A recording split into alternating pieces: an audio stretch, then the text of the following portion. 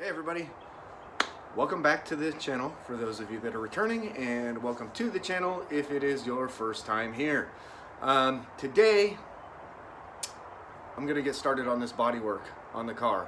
We've got some little dings to fill. I think 1, 2, 3, 4, 5, 6, 7, 8, 9, 9 or 10 little dings to fill, just little guys, so no big deal. But unfortunately I've got to grind off the paint in those areas in order to get some filler going. So I'm just gonna get this whole thing set up.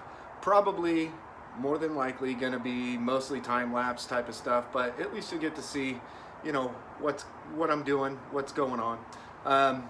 Anyway, let's get to it. Okay, so let's see. Got all these areas taped off where little dings are. I'm gonna prepare by sticking some gloves on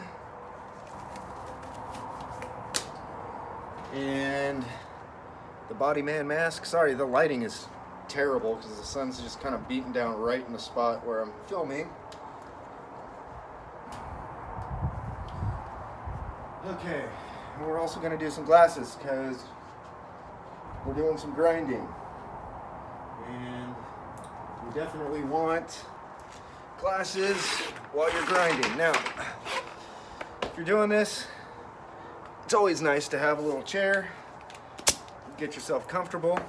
I'm using this that guy right there. And we're just gonna grind off the layers and layers of paint.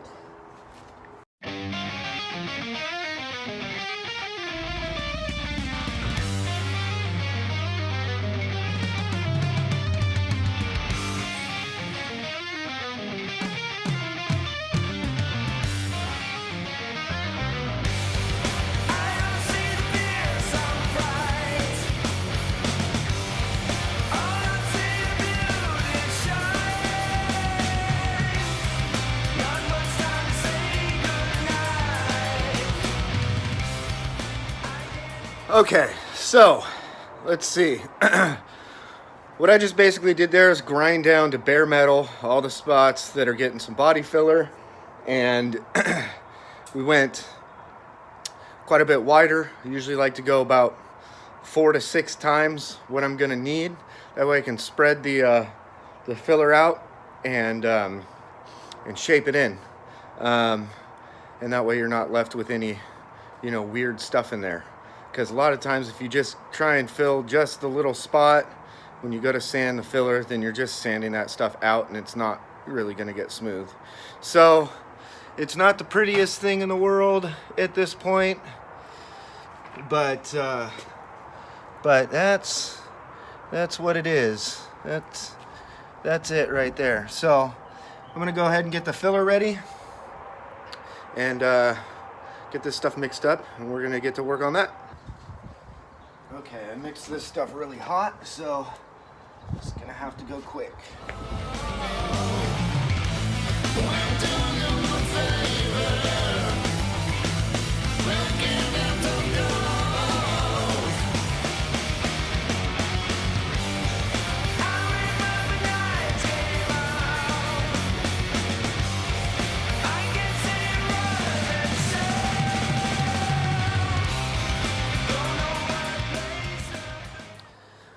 Okay, so that's about it. It's real easy. All you're doing is pressing that stuff into the little dings and stuff. I went all the way out to the paint. That way it makes sure to fill any of the scratches that I put in the metal. Don't worry about, you know, having it on paint because you will be sanding it back and all that stuff will disappear. So that's no big deal.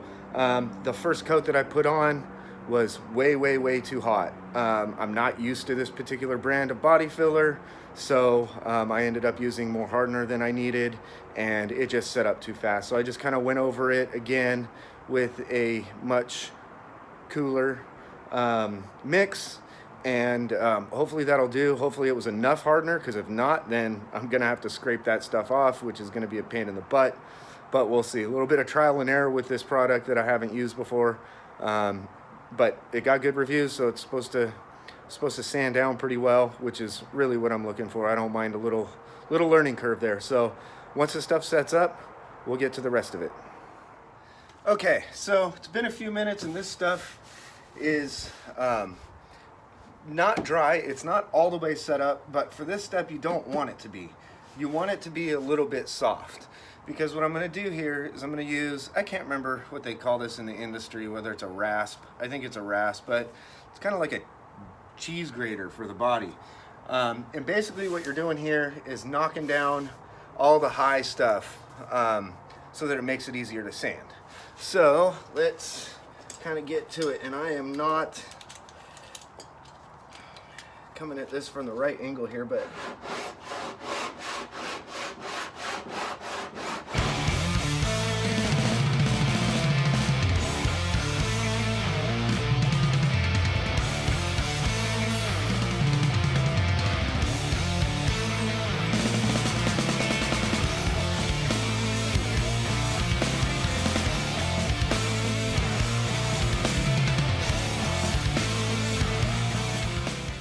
so basically that's about it.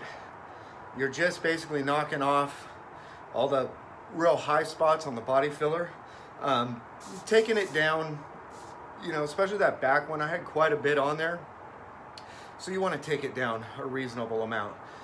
And now I basically have to wait until this stuff completely dries.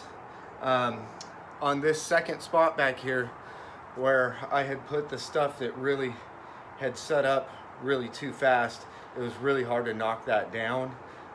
So in that case, if that ever happens, then you just want to sand, you know, I mean, do what you can. But, you know, sometimes when it gets to that point, sanding it is just a little bit easier. So I'm going to go ahead and,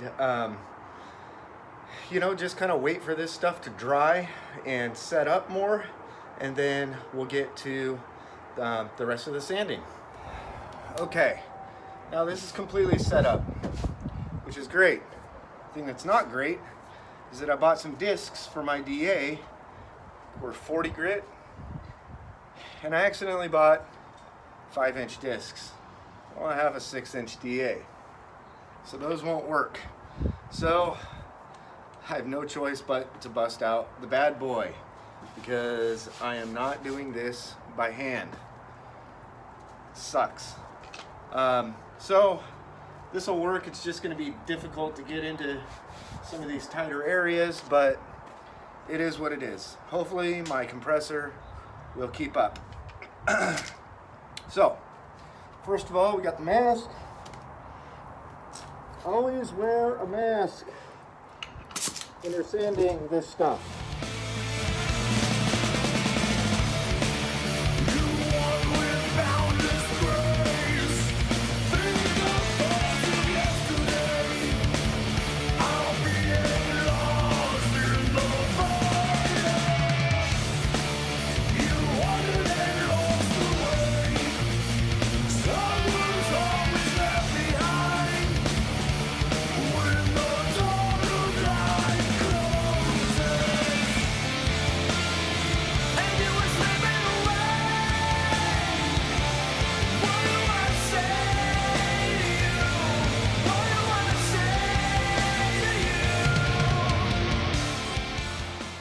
As you can see, I used that to basically shave off 95 to 99% of all of the filler. It seems like a little bit of a waste, but it's what you need to do to get to where you want to be. So I don't want huge spots of filler. I just want it to cover and then fade out basically into the rest of the body, feathered out. So the next step is to grab the DA. I'm going to use some 180, just lightly go over this stuff, even out all the sanding scratches and all that kind of stuff. And then I'm going to block it by hand a little bit. I won't have to do much, just to make sure it's flat, and then hit it with some primer. So we'll catch up once we're there. We're ready for some DA stuff. Basically, I went ahead and sanded up underneath here because there were a couple of chips that I wanted to get out, and I figured while I'm in here priming this stuff, that can get hit too. Did that by hand. So I'm gonna hit this whole area. It's pretty much gonna take up probably about up to here on the quarter panel. And then, you know, this too, from about here to probably just go up to the up to where the door is, and then the door, hopefully I can keep that a little smaller. I went ahead and taped this stuff up because these dual action sanders, they since they spin kind of randomly, you know, they're a little harder to control next to edges and stuff like that. So I've had a lot of experience with them. I know how to use them, but you can never be too careful, and I'd rather use a little bit of tape than screw something up and have to fix it later. So I'm gonna throw some tape on this taillight here because I don't want to mess that up either.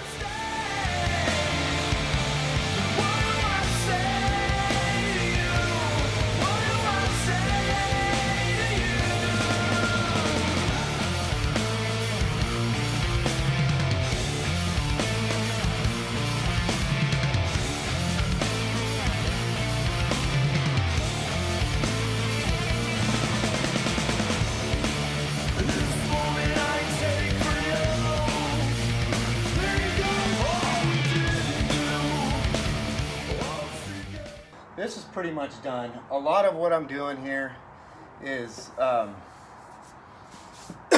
excuse me, feathering stuff out so that when you go to primer, it doesn't look like there's a dip anywhere in there. The door is proving to be very difficult. There's, let's see, there's the factory red that was on it. There's a red that I had it painted. The red that I had it painted first, then there's the red that it was painted after it was in a accident, and then there's the black. So there's 4 coats of paint, not including any primers or anything that are on there. So it's a lot of paint. It's getting real hard to smooth out in such a tight area, so I'm gonna block that by hand. I'm not gonna film that, but that's what I'm gonna do. So once all this is done, I will go ahead and just kind of scuff off some of the other spots and then get it primed. Okay, we are all set up for primer, except this tape doesn't want to keep stuck for some reason. It's really irritating me. It's driving me nuts. Anyway, we got everything sanded, scuffed that needs to be, and wiped down. All I've got is 1K primer. I meant to stop by the paint store and grab some 2K and totally forgot about it. So it is what it is. Now, let's go to town.